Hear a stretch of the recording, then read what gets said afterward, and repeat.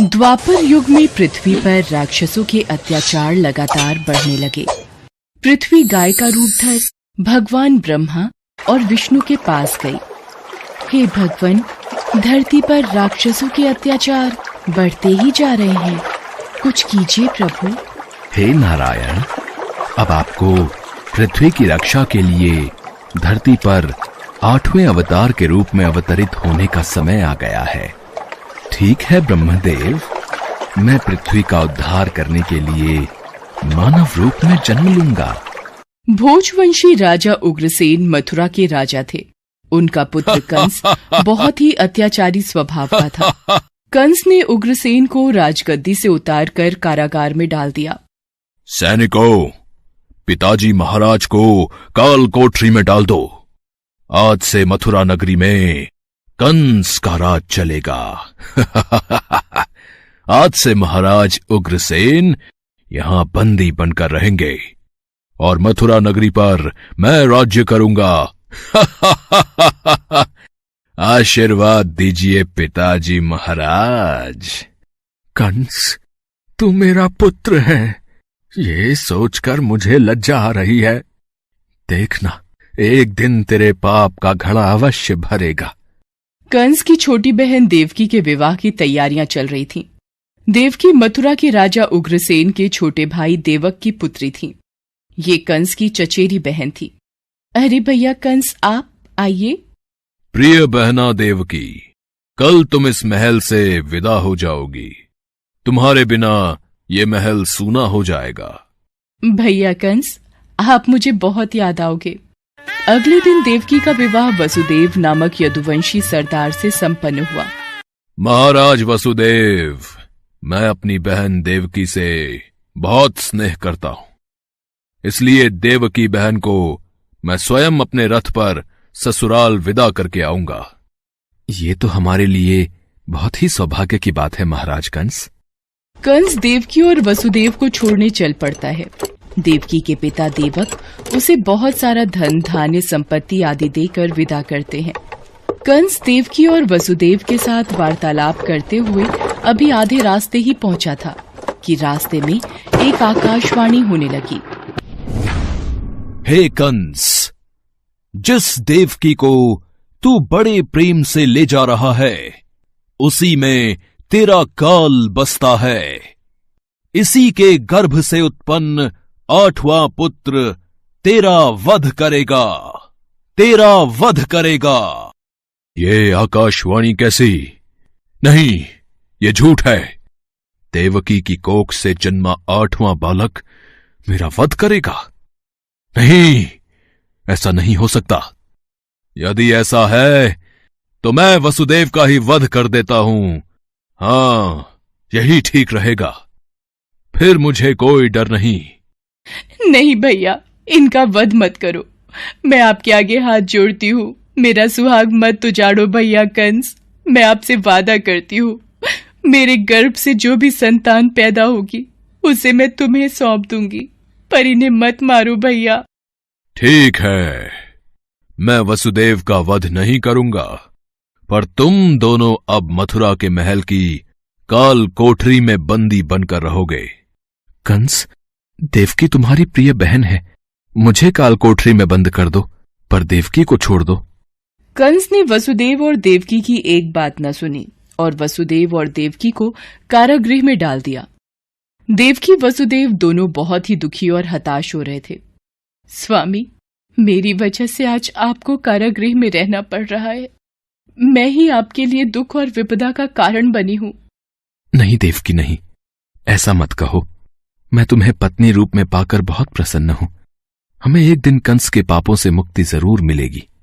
पर स्वामी, भैया कंस मेरी कोख से जन्मे सभी बच्चों को मार देंगे। हम क्या करें? देवकी वसुदेव कारागृह में दुख भोग रहे थे। कंस देवकी और वसुदेव को धमकाता रहता था। वसुदेव देवकी के बच्चा पैदा होता और कंस कारागृह में आकर देवकी के हाथ से बच्चे को छीन लेता। ला, ये पुत्र मुझे दे बहना। भैया, मेरे पुत्र को मत मारो भैया। नहीं स्वामी, हमारा पुत्र मैं अपने सामने ही अपने सभी पुत्रों का वध होते कैसे देख पाऊंगी। देवकी बेहोश हो जाती है। हे ईश्वर, कोई रास्ता दिखाओ। कंस के अत्याचारों से हमें कब मुक्ति मिलेगी प्रभु। देवकी, आंखें खोलो। कंस बहुत ही क्रूर और अत्याचारी राजा था, जिससे प्रजा बहुत डरती थी। दुराचारी कंस ने वसुदेव देवकी के 7 बच्चों को जन्म लेते ही मार डाला।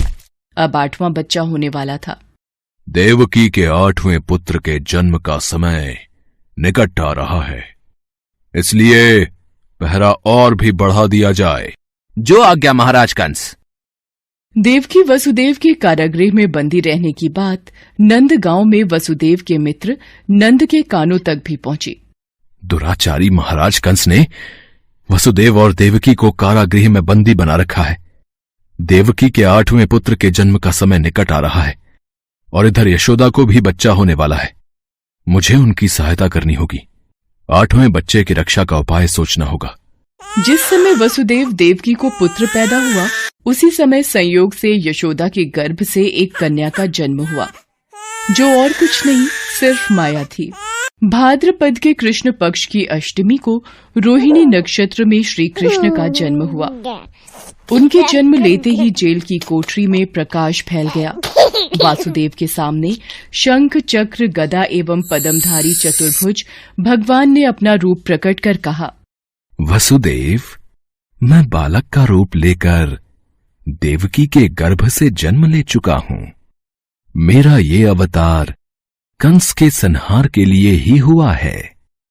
अब देर न करो, तुम मुझे तत्काल गोकुल में नंद के यहां पहुंचा दो और उनकी अभी अभी जन्मी कन्या को लाकर कंस को सौंप दो। ये कहकर भगवान विष्णु अंतर्ध्यान हो गए। देखते ही देखते वसुदेव जी की हथकड़ियां अपने आप खुल गईं। कारागृह के द्वार अपने आप खुल गए। सभी पहरेदार सो गए। देवकी बेहोश अवस्था में थी। वसुदेव कृष्ण को एक टोकरी में रखकर गोकुल को चल दिए। बारिश और तूफान के बीच नन्हे कृष्ण को उठाए वसुदेव चल रहे थे। यमुना जी का जल स्तर तो बहुत ऊपर हो रहा है। कैसे जाऊं अपने नन्हे बालक को लेकर? हे नारायण, सहायता कीजिए। यमुना नदी श्री कृष्ण के चरणों को स्पर्श करना चाहती थी, इसलिए वो ऊपर हो गई। भगवान ने अपने पैर लटका दिए। चरण छूने के बाद यमुना घट गई। भगवान श्री कृष्ण की इस लीला को वसुदेव भली भांति देख रहे थे। वो यमुना पार कर गोकुल में नंद के यहाँ गए। मैं इस बालक कृष्ण को तुम्हें सौंप रहा हूं। ये बड़ा होकर मथुरा वासियों को कंस के अत्याचारों से मुक्ति दिलाएगा। लाओ मित्र वसुदेव, यशोदा अभी गहरी नींद में है। मैं इस बालक को यशोदा की बगल में सुला देता हूं। नंद माया रूपी कन्या को वसुदेव के हाथों में दे देते हैं। ये लो मित्र, इससे पहले कि कंस कारागृह में पहुंचे, तुम शीघ्र इस कन्या को लेकर वापस लौट जाओ।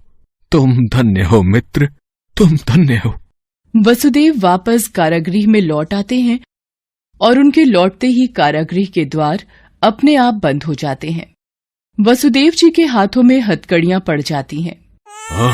अरे, ये तो बच्चे के रोने की आवाज है। महाराज कंस को सूचना देते हैं। देवकी, हमारे यहाँ 8वें पुत्र ने नहीं, पुत्री ने जन्म लिया है। क्या? अब ये तो पुत्री का जन्म हुआ है। पहरेदार कंस के पास जाते हैं। महाराज की जय हो। देवकी ने पुत्र को नहीं, पुत्री को जन्म दिया है। क्या? ऐसा कैसे हो सकता है? कोई बात नहीं, शायद मेरे प्रकोप से भगवान भी डर गए और पुत्र की जगह पुत्री का जन्म हो गया। ये तो विधि का विधान बदल गया। पर मुझे सावधान रहना होगा। मैं इस कन्या का भी वध कर दूंगा। भैया, इसे छोड़ दो, ये तो कन्या है। आपको तो मेरे 8वें पुत्र से कष्ट था। कंस ने देवकी की एक न सुनी और कन्या को देवकी की गोद से छीन लिया।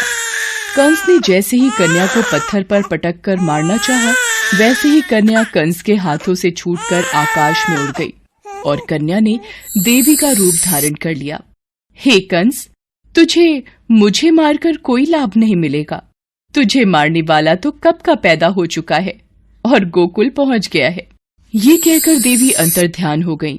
कंस ये दृश्य देखकर गुस्से से छटपटाने लगा और गुस्से में अपने महल में आ गया। कंस ने श्री कृष्ण को मारने के लिए अनेक दैत्य भेजे। श्री कृष्ण ने अपनी अलौकिक माया से सारे दैत्यों को मार डाला। बड़े होने पर कृष्ण ने कंस को मारकर उग्रसेन को राजगद्दी पर बिठाया। उस दिन से श्री कृष्ण के जन्म महोत्सव को सारे देश में बड़े हर्षोल्लास से जन्माष्टमी के रूप में मनाया जाता है। भगवान कृष्ण की नगरी मथुरा में इस त्योहार की विशेष धूम रहती है और इसी के साथ पूरे ब्रज क्षेत्र में जन्माष्टमी का त्योहार धूमधाम से मनाया जाता है।